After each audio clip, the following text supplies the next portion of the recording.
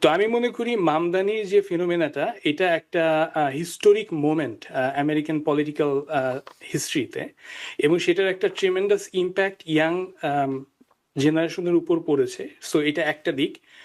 আরেকটা দিক, আপনি যেটা ব্রডার সেন্সে বললেন আমেরিকান ন্যাশনাল পলিটিক্যাল স্ফিয়ারে আমি কোনো ট্রেন্ড দেখি কিনা, আমি দেখি। আসলে আমি যদি টোটাল অপোজিট স্পেকট্রাম থেকে আসি, আপনি এতক্ষণ তো আমরা কথা বললাম লেফট লিনিং প্রোগ্রেসিভ ডেমোক্রেটদের, ডেমোক্রেটিক সোশ্যালিস্টদেরকে নিয়ে, আমি যদি এক্স্যাক্টলি অপোজিট ক্যাম্প থেকে আসি, আমি রিসেন্টলি দেখলাম একটা টিভি ইন্টারভিউতে টাকার কার্লসন বললেন যে he is done with Republican party.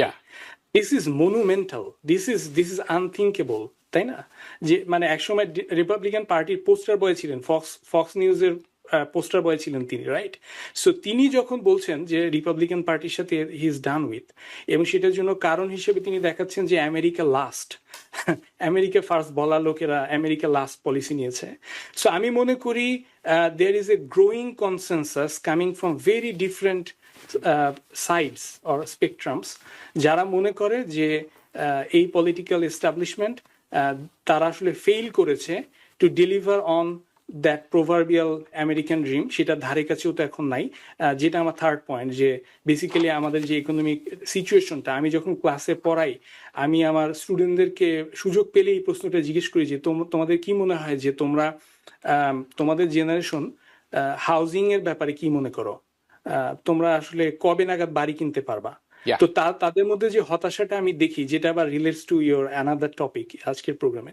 So সেই জায়গা থেকে তারা আমেরিকান ড্রিমের যে কথা শুনে এসেছে তার গ্র্যান্ড প্যারেন্টসদের জীবদ্দশায় অথবা তাদের প্যারেন্টসদের জীবদ্দশায়, সেই জায়গা থেকে একরকম সেন্স অফ প্রোফাউন্ড বিট্রেয়াল কাজ করে তাদের, এবং সেটাই কিন্তু কারণ যে তারা এই পলিটিক্যাল এস্টাবলিশমেন্টকে আসলে বিশ্বাস করতে পারছে না। সো আমি মনে করি যে এই অবস্থাটা খুব দ্রুতই একটা মেটামরফোসিসের মধ্য দিয়ে যাবে। এই পলিটিক্যাল সিস্টেমটা নতুন কোনো একটা শেপে বা সেভারাল ফর্মে হয়তো রূপ নিবে। যদি আমরা ইউরোপের মতো মাল্টি পার্টি ডেমোক্রেসি দেখতাম এখানে, তাহলে হয়তো আমরা অচিরেই দেখতাম যে অনেকগুলা ছোট ছোট ভয়েস, এই যে ছোট ছোট ক্লিভেজ, যেমন গাজা একটা টপিক, একটা ইস্যু, হাউজিং একটা ইস্যু, যেটা বাইপার্টিজান হওয়ার কথা, এই জায়গাগুলোর মধ্য থেকে কিন্তু ওই ইস্যু বেস পলিটিক্যাল পার্টি হয়তো গ্রো করে যেত এবং তারা হয়তো ক্ষমতায় চলে আসতো, ইউরোপে যেটা সচরাচর ঘটে। সো এটা সম্ভাবনা আমি টোটালি দেখি। খুব ভালো অ্যাড করি আপনাকে ভাবি ভাই এক সেকেন্ডের জন্য। খুব ভালো বলেছে সাকিব। হি মেনশন টাকার কার্লসন। আজকে